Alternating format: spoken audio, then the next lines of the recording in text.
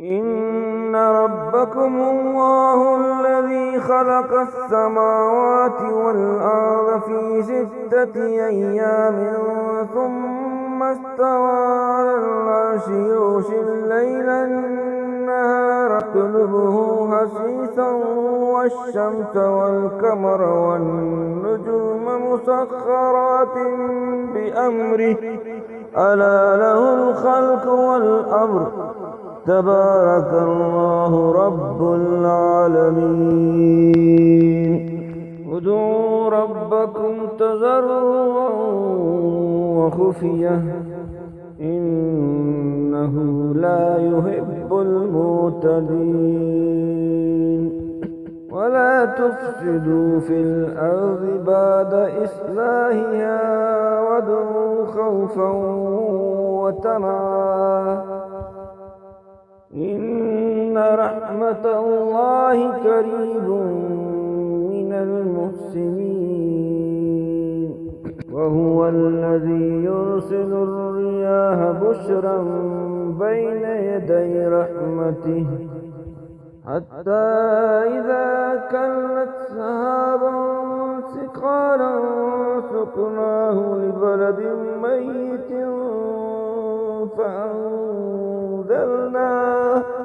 فأنزلنا به ماء أخرجنا به من كل الثمرات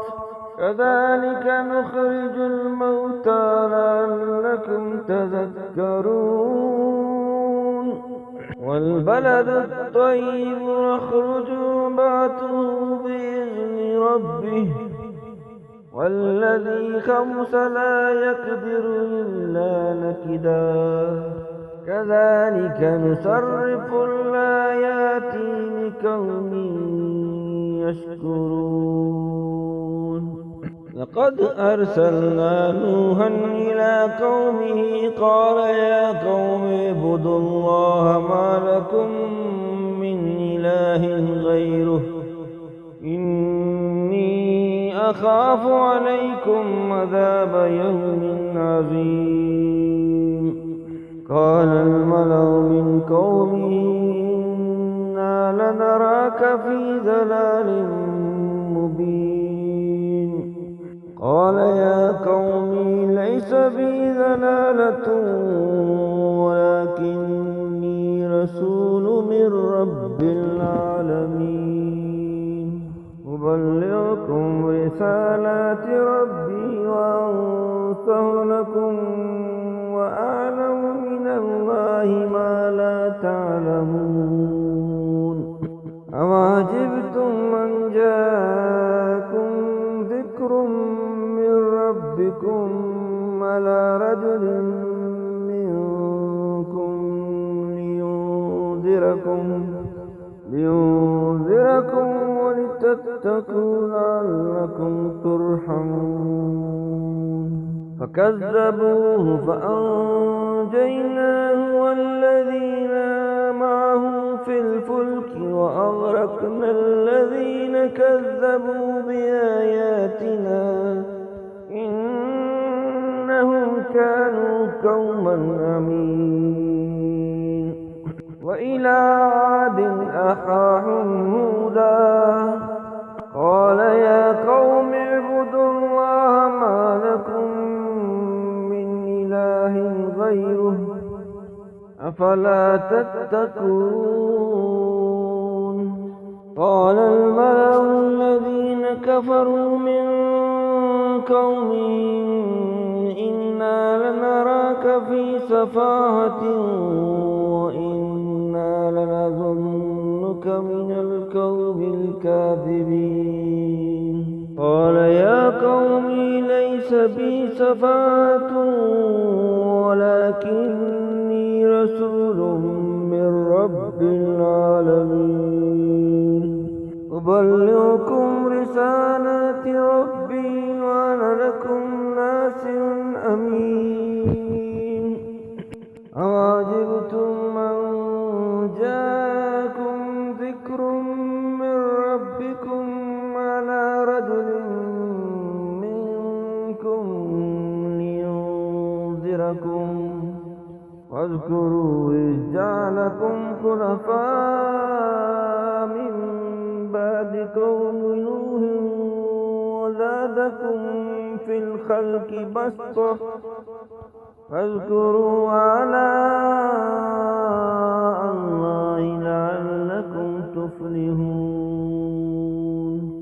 قالوا أجئتنا لنعبد الله وحده ونذر ما كان يعبد آباؤنا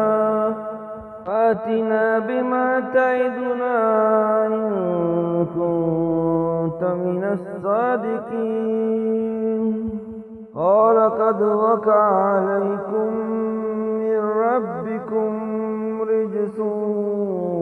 وغضب أتجادلونني في أسماء سميتموها أنتم وآباؤكم ما نزل الله بها من سلطان فانتظروا إني معكم من المنتظرين أنجيناه والذين معه برحمة منا فقطعنا دابر الذين كذبوا بآياتنا وما كانوا مؤمنين وإلى ثمود أخاهم صالحا قال يا قوم اعبدوا الله ما لكم من إله غيره قد جاءتكم بينة من ربكم هذه ناقة الله لكم آية فذروها تأكل في أرض الله ولا تمسوها بسوء فيأخذكم عذاب أليم واذكروا إذ جعلكم خلفاء من بعد عاد وبوأكم في الأرض تتخذون من سهولها قصورا وتنحتون الجبال بيوتا فاذكروا آلاء الله ولا تعثوا في الأرض مفسدين قال الملأ الذين استكبروا من قومه للذين استضعفوا لمن آمن منهم أتعلمون أن صالحا مرسل من ربي قالوا إنا بما أرسل به مؤمنون قال الذين استكبروا إنا بالذي آمنتم به كافرون فعقروا الناقة وعتوا عن أمر ربهم وقالوا يا صالح ائتنا بما تعدنا إن كنت من المرسلين فأخذتهم الرجفة فأصبحوا في دارهم جاثمين فتولى عنهم وقال يا قومي لقد أبلغتكم رسالة ربي ونصحت لكم ولكن لا تحبون الناصحين ولوطا إذ قال لقومه أتأتون الفاحشة ما سبقكم بها من أحد من العالمين إنكم لتأتون الرجال شهوة من دون النساء بل أنتم قوم مسرفون وما كان جواب قومه إلا أن قالوا أخرجوهم من قريتكم إنهم أناس يتطهرون أنجيناه وأهله إلا امرأته كانت من الغابرين أمطرنا عليهم مطرا انظر كيف كان عاقبة المجرمين وإلى مدين أخاهم شعيبا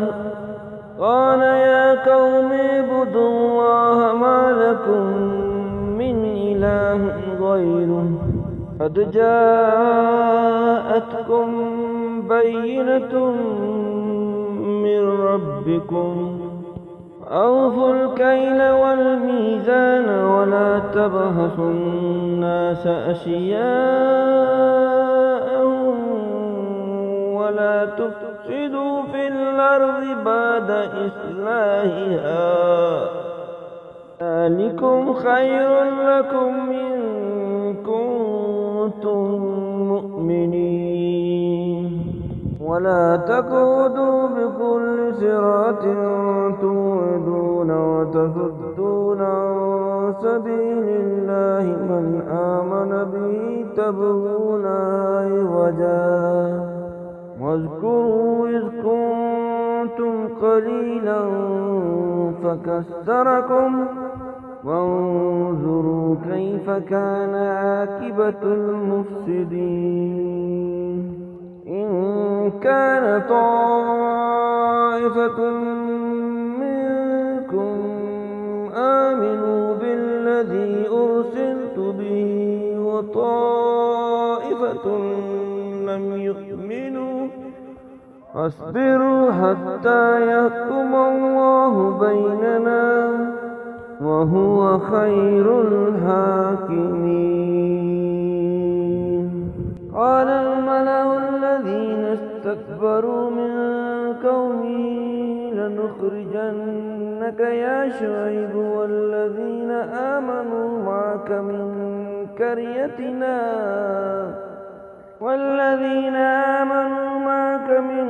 قريتنا لتعودن في ملتنا قال أولو كنا كارهين قد افترينا على الله كذبا إذ عدنا في ملتكم بعد إذ نجانا الله منها ما يكون لنا أن نعود فيها إلا أن يشاء الله ربنا وسع ربنا كل شيء علما على الله توكلنا ربنا افتح بيننا وبين قومنا بالحق وأنت خير الفاتحين وقال الملأ الذين كفروا من قومه لئن اتبعتم شعيبا إنكم إذا لخاسرون أخذتهم الرجفة فأصبحوا في دارهم جاثمين الذين كذبوا شعيبا كأن لم يغنوا فيها الذين كذبوا شعيبا كانوا هم الخاسرين تولى عنهم وقال يا قومي لقد أبلغتكم رسالات ربي ونصحت لكم وكيف آسى على قوم كافرين وما أرسلنا في قرية من نبي إلا أخذنا أهلها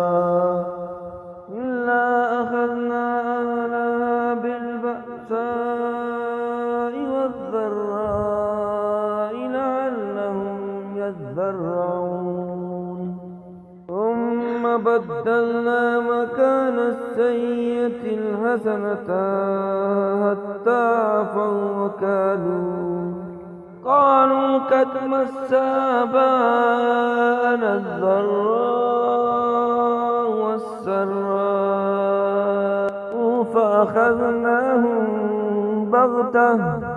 فأخذناهم بغتة وهم لا يشعرون ولو أن أهل القرى آمنوا واتقوا لفتحنا عليهم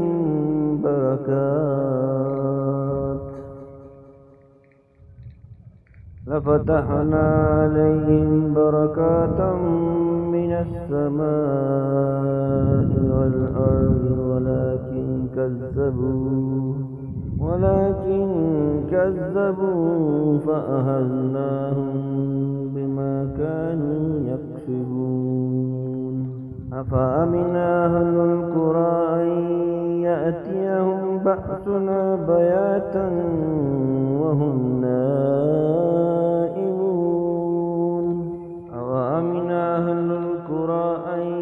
يأتي بأسنا ضحى وهم يلعبون أفأمنوا مكر الله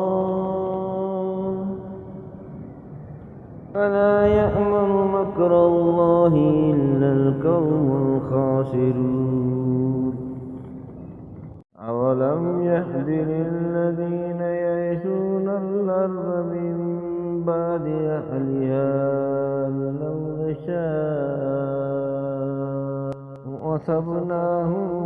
بذنوبهم ونتبع على قلوبهم فهم لا يسمعون تلك القرى نقص عليك من أنبائها ولقد جاءتهم رسلهم بالبينات والذي خلقكم من نفس واحدة وجعل منها زوجها ليسكن إليها ولما تغشاها حملت حملا وما وجدنا فمرت به ولما أثقلت دعوا الله ربهما فإن آتيتها صالحا لنكونن من الشاكرين ولما آتاهما صالحا جعلا له شركاء فيما آتاهما فتعالى الله موسى يا فرعون رسول أيشركون ما لا يخلق شيئا ولا يستطيعون نصرا جئتكم ببينة من ربكم فارسل معي فإن تدعوا إلى الهدى لا يتبعوكم قال إن وجئت بآية فأت بها صامتون الصادقين إن الذين تدعون عصاه فإذا هي عباد أمثالكم فادعوا فليستجيبوا لكم إن كنتم صادقين ألهم أرجل يمشون بها أم لهم أيدي يبطشون بها أم لهم أعين يبصرون بها أم لهم آذان يسمعون بها ادعوا شركاءكم ثم كيدوني فلا تنظرون ساخر عليم وجاء ولي الله الذي نزل الكتاب وهو يتولى الصالحين والذين تدعون من دونه لا يستطيعون نصركم ولا أنفسهم ينصرون قالوا يا موسى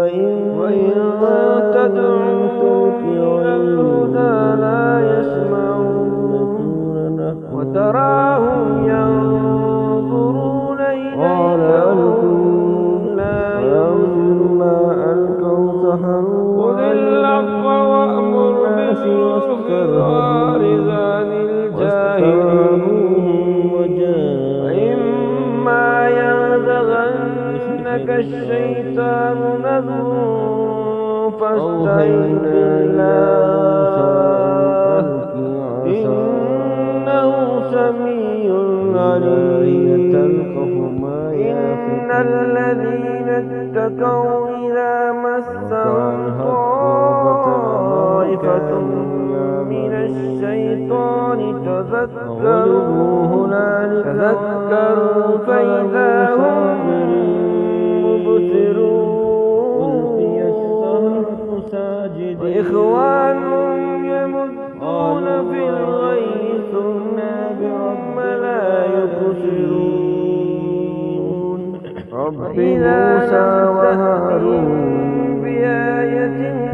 قال فرعون اجتبيتها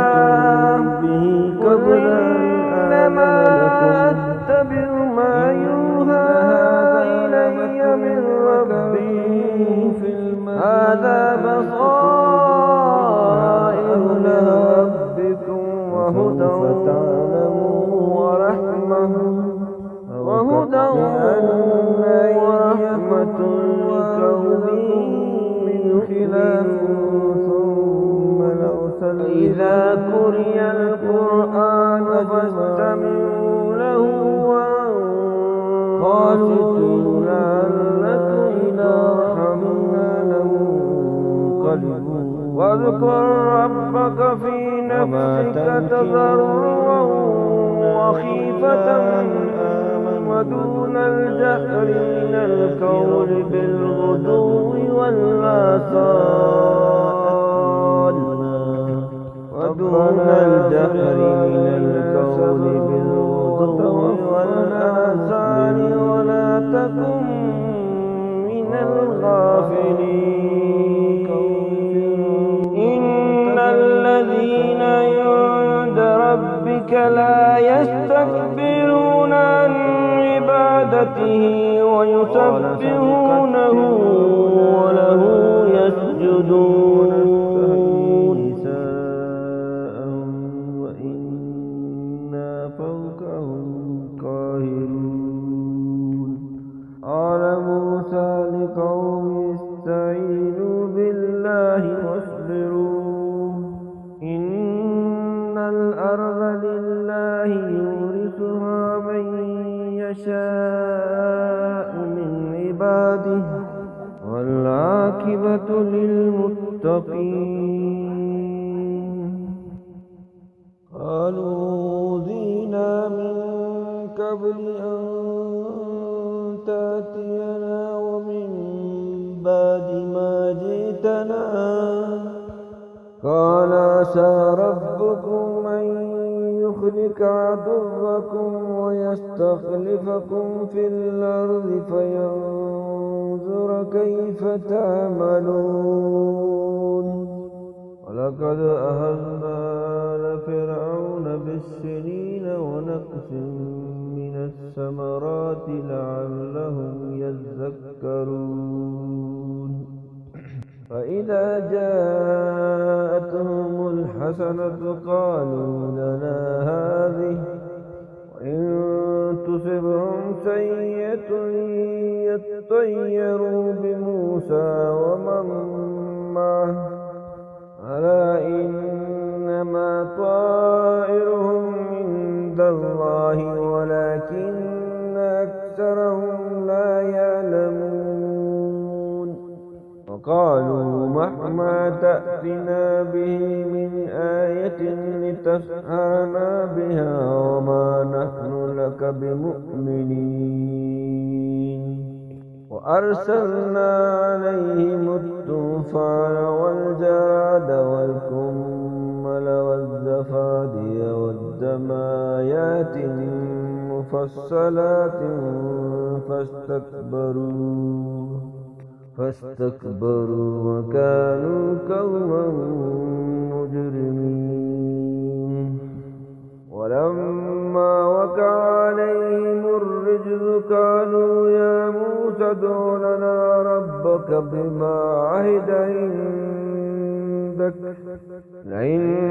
كشفت عنا الرجز لنؤمنن لك ولنرسلن معك بني إسرائيل فلما كشفنا عنهم الرجز إلى أجل هم بالغوه إذا هم ينكثون فانتقمنا منهم فأغرقناهم في اليم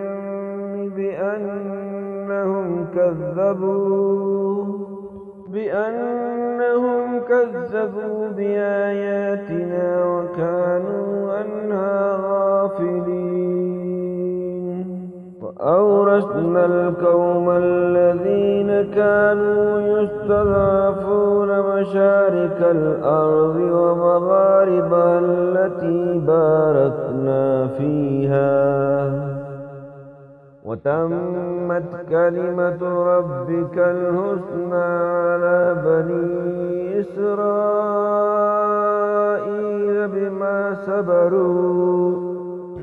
ودمرنا ما كان يصنع فرعون وقومه وما كانوا يعرشون وجاوزنا ببني إسرائيل البحر وأتوا على قوم يعكفون على أصنام لهم قالوا يا موسى اجعل لنا إلها كما لهم آلهة قال إنكم قوم تجهلون إن هؤلاء متبر ما هم فيه وباطل ما كانوا يعملون قال غير الله يبغيكم إلها وهو فضلكم على العالمين وإذ أنجيناكم من آل فرعون يسومونكم سوء العذاب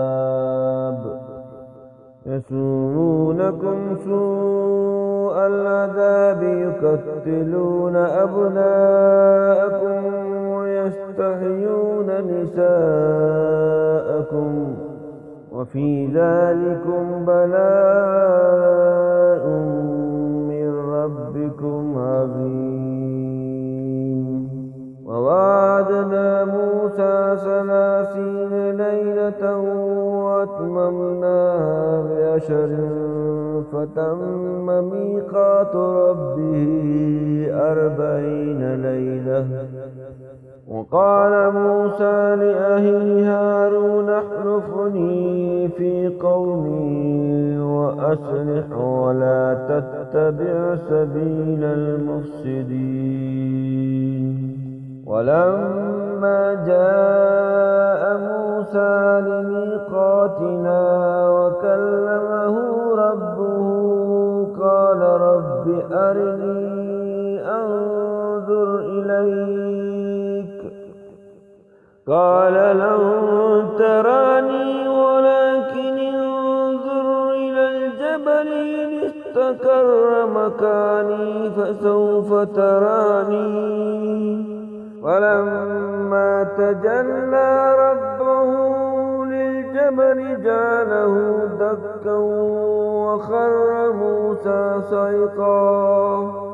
فلما أفاق قال سبحانك تبت إليك وأنا أول المؤمنين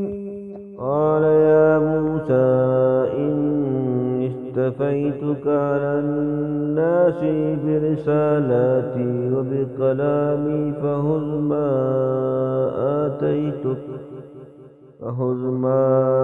آتيتك وكن من الشاكرين. وكتبنا له في الألواح من كل شيء موعظة وتفصيلا لكل شيء فخذها بقوة وأمر قومك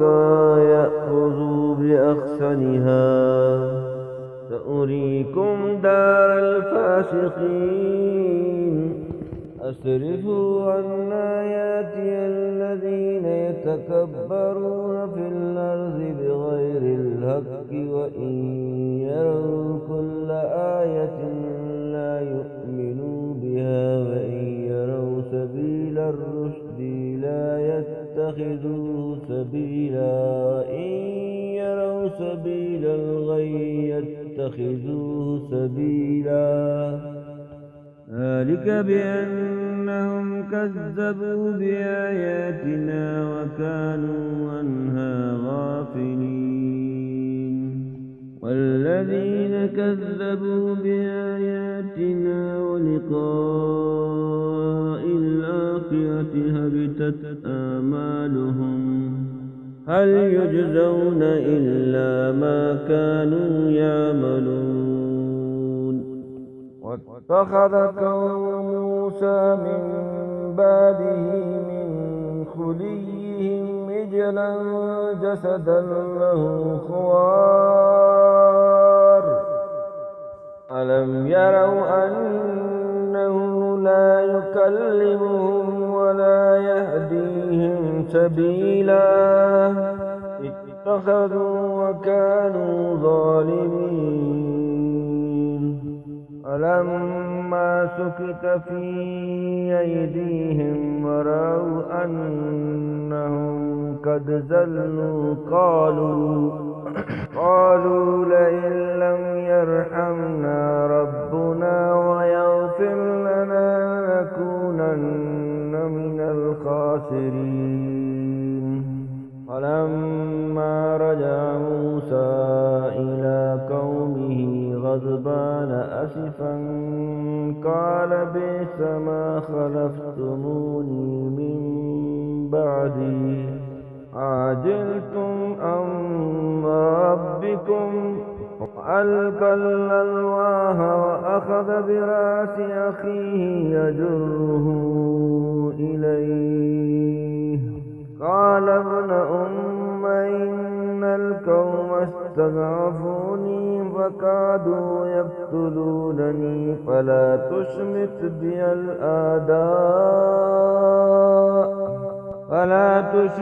بي الأعداء ولا تجعلني مع القوم الظالمين. قال رب اغفر لي ولأخي وادخلنا في رحمتك وأنت أرحم الراحمين. إن الذين اتخذوا العجل سينالهم غضب من ربهم وذلة في الحياة الدنيا وكذلك نجزي المفترين.